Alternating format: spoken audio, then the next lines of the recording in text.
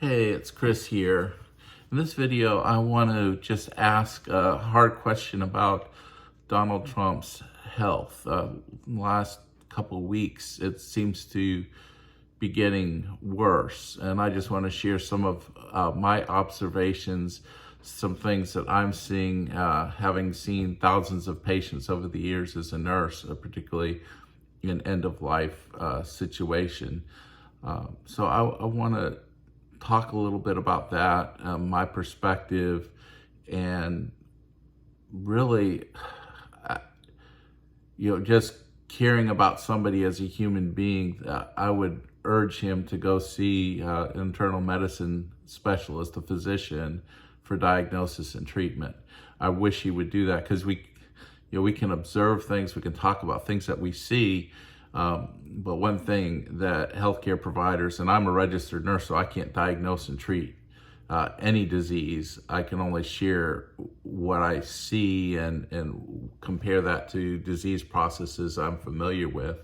But there are physicians out there that do diagnose and treat disease everywhere across the country, and it's critical when people around you start seeing that you're sick, that you go and you get diagnosis and treatment. Not doing that can really have long-term negative effects, and delaying treatment, delaying diagnosis is not good either. So what am I seeing? Aside from the just overall general unhealth, looking at trying to get glimpse beyond the skin bronzer and everything to the tone and color, everything of his skin, seeing how he walks and moves and responds. That's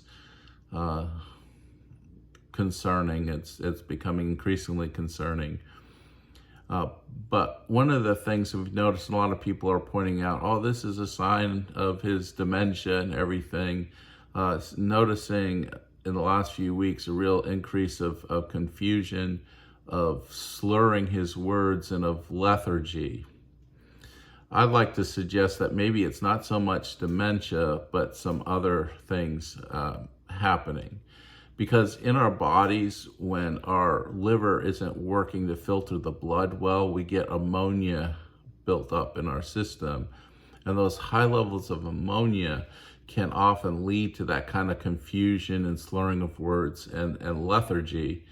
And so that's just what I'm wondering about. I look at that and I ask, is he got something going on with his liver? Is he maybe have some kind of fatty liver, non-alcoholic cirrhosis of the liver, usually coming from fatty liver, or some kind of other liver disease that is making it difficult for the liver to effectively filter out toxins from the blood, and his ammonia levels are building up.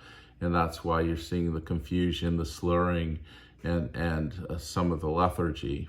It's just something I've seen and I've experienced over and over again in my medical career. And it's one of those warning signs to me to go to the doctor and let the doctor know and say, hey, doc, I'm seeing these things. And usually they'll order liver panels, and they'll begin to do further testing to see if there's really something problematic going on with the liver.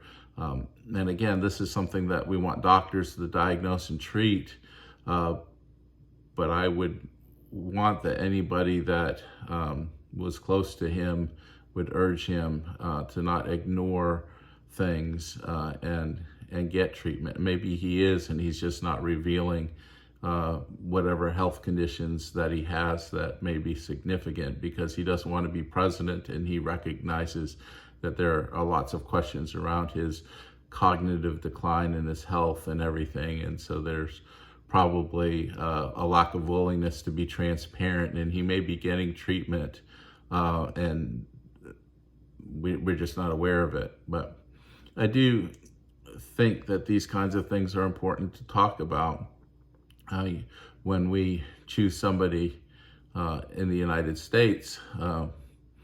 You vote for somebody to be president, you're voting for that person, and if that person is going into the election knowing that they are unable to fulfill what's going to be required of them, I think it's a moral duty for that candidate to let everybody know that, hey, I'm no longer able to do this.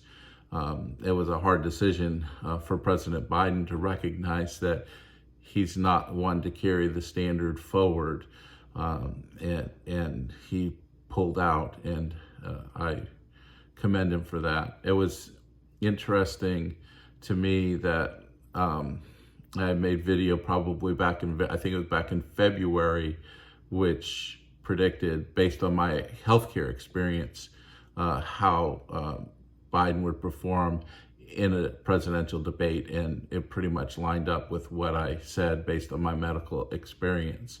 So I'm not here saying that I've got this pipeline to God and I'm a prophet and I'm predicting this or that. I'm just sharing what my experience is in healthcare, and I'm sharing from that experience what possibly could be going on. And I think we do need to have the media start to ask more questions about this. Mr. President, you've been confused, you're slurring your words, you're lethargic. Have you had any doctor examine you? Have you sought any diagnosis or treatment for any condition? I think the media needs to be more aggressive in asking these questions, even if he's going to give a non-answer, because the louder the chorus is of these questions, the more likely he will be to seek medical help. Probably not be transparent, but it would, I think, be beneficial for all of us to have that national discussion, much like we did with President Biden, as people like me who really questioned whether he could serve another term, whether he had the ability to be president and be reelected. I think these are important things, important questions to ask, and I hope people will start asking questions and start exploring and looking at Donald Trump's health going into this election, and maybe that there would be more of a focus on it, because there's really things there that to see and to observe that are concerning. So anyway, that's my thoughts. I hope you have a good day, and may God bless y'all.